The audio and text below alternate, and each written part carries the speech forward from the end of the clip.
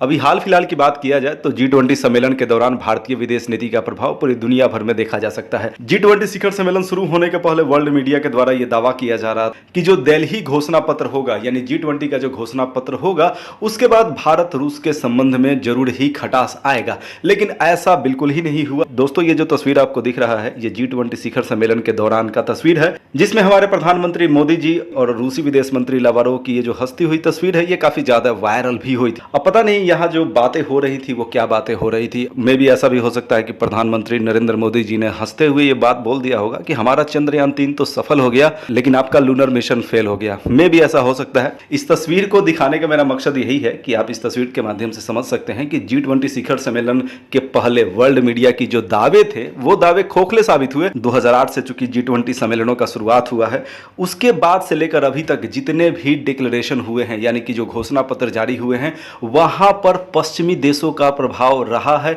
इसी वजह से वर्ल्ड मीडिया ऐसी बातें कर रही थी कि इस डिक्लेरेशन में भी पश्चिमी देशों का दबाव होगा और इस डिक्लेरेशन में रूस के खिलाफ बहुत सारी बातें कही जाएंगी, जिस तरीके से बाली डिक्लेरेशन में किया गया था। लेकिन ऐसा कुछ हुआ नहीं। दिल्ली डिक्लेरेशन में सधे हुए शब्दों के साथ युद्ध का निंदा भले ही किया गया है, लेकिन रूस शब्द का कहीं भी उल्लेख नहीं किया गया है। तो ये एक बहुत ही बड़ा एग्जाम्पल है कि हमारा विदेश नीति कैसे दूसरे देशों पे अपना इम्पैक्ट डाल रही है, खासतौर पे पश्चिमी देशों के ऊपर भी इम्पैक्ट डाल रही है।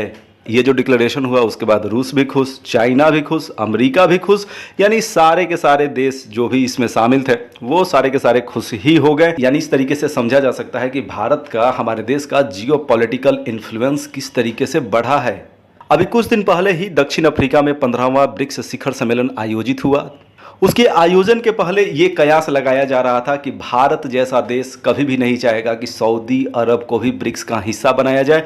लेकिन प्रधानमंत्री मोदी जी एक्स पर आते हैं, चूंकि ट्विटर का नया नाम एक्स हो चुका है, और एक्स पे नरेंद्र मोदी जी लिखते हैं कि हम स्वागत करते हैं सऊदी अरब जैसे देशों का ब्रिक्स में। जब सऊदी अरब का ब्रिक्स में एंट्री हुआ, हालांकि जो 6 देश को ब्रिक्स में ऐड किया गया है, ऑफिशियली वो 1 जनवरी 2024 से ब्रिक्स का हिस्सा होंगे। ब्रिक्स में सऊदी अरब के शामिल होने के बाद ही ये कयास लगाया जाने लगा था कि भारत सऊदी अरब के बीच कुछ आर्थिक समझौता जरूरी ही होगा, और वो आर्थिक समझौता काफी बड़ा होने वाला है। जब से मोदी जी भारत के प्रधानमंत्री बने हैं, खाड़ी देशों से भारत का संबंध काफी बेहतर हुआ है। अगर पिछले वर्ष की बात किया जाए तो यूएई के साथ सेपा एग्रीमेंट, जिसके कारण भारत और यूएई के बीच व्यापारिक संबंधों में और ज्यादा वृद्धि हुआ।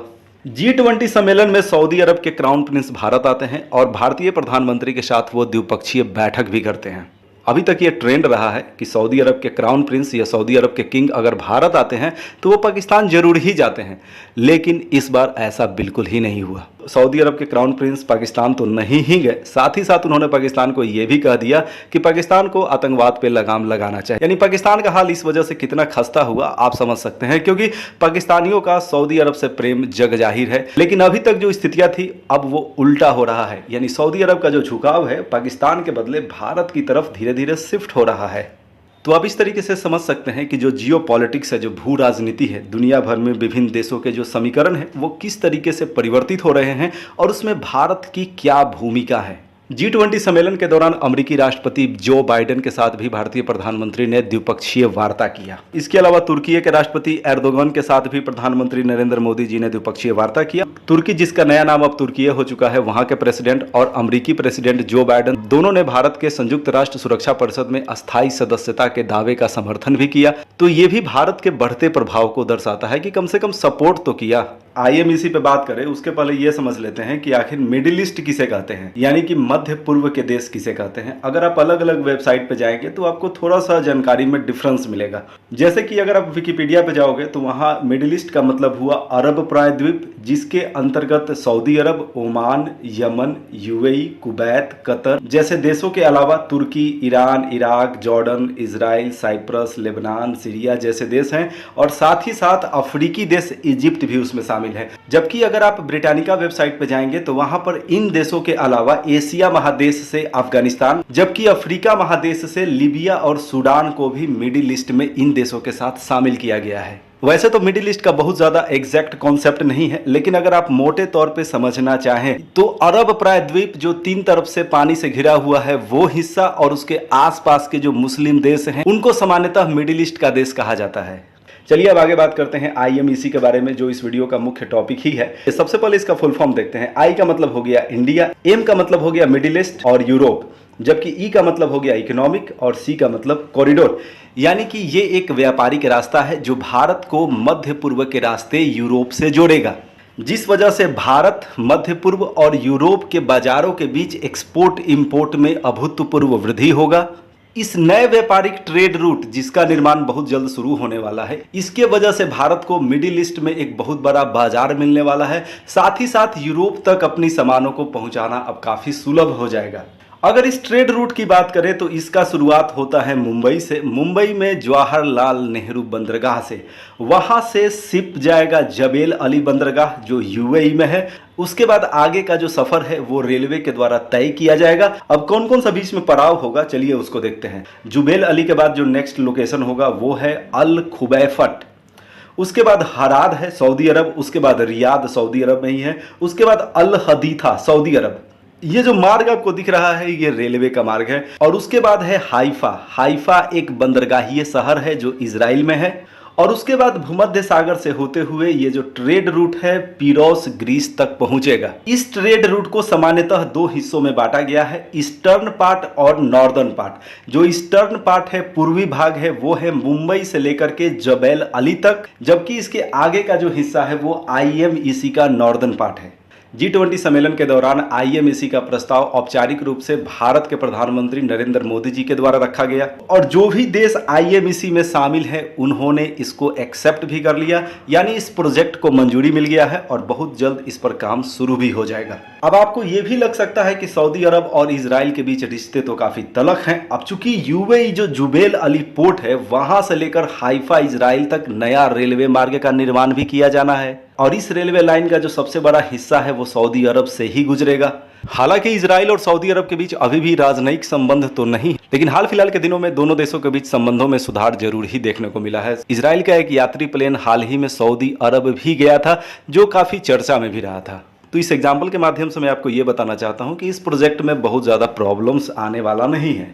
जहाँ तक भारत से यूरोप के बीच होने वाले ट्रेड की बात किया जाए, चाहे वो ट्रेड गुड्स का हो यानी वस्तुओं का हो या सेवाओं का हो, तो उसमें जो ट्रांसपोर्टेशन कॉस्ट है वो 30% तक घटेगा, जबकि जो समय है वो 40% तक घटेगा। आपको पता होना चाहिए कि जो मुख्य ट्रेड है भारत और यूरोपीय देशों के बीच वो स्वेज कैनाल के रास्ते से होता है।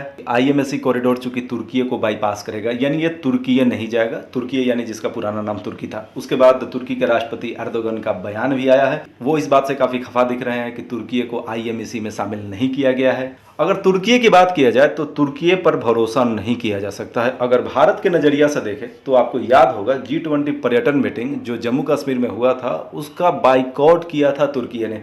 साथ ही साथ तुर्की का अपने पड़ोसी ग्रीस और साइप्रस के साथ संबंध बहुत ही ज्यादा खराब है। हाल फिलहाल के दिनों में कई बार ऐसा भी नौबत आया है कि ऐसा लगा कि जैसे तुर्की का साइप्रस और ग्रीस के साथ युद्ध ही शुरू हो जाएगा। और साथ ही साथ अमेरिका और अन्य पश्चिमी देश ये भी चाहते हैं कि ये जो पूरा का पूरा मध्य पूर्व है यानी मिडिल ईस्ट है, यहाँ तुर्की के प्रभाव को कम किया जाए और सऊदी अरब के इन्फ्लुएंस को, सऊदी अरब के प्रभाव को बढ़ाया जाए।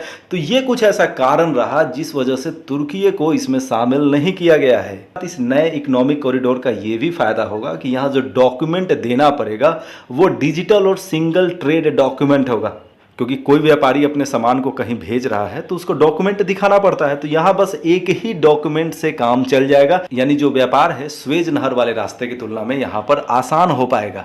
इन फ्यूचर क्या क्या संभावनाएं हैं इस नए ट्रेड रूट की वजह से, चलिए थोड़ा उसको समझते हैं। सऊदी अरब और अन्य जो खाड़ी देश है वो भारत के एनर्जी सिक्योरिटी के हिसाब से काफी महत्वपूर्ण है, यानी वहां से इन फ्यूचर अब जो एनर्जी सोर्सेज हैं वो आसानी से भारत आ पाएगा।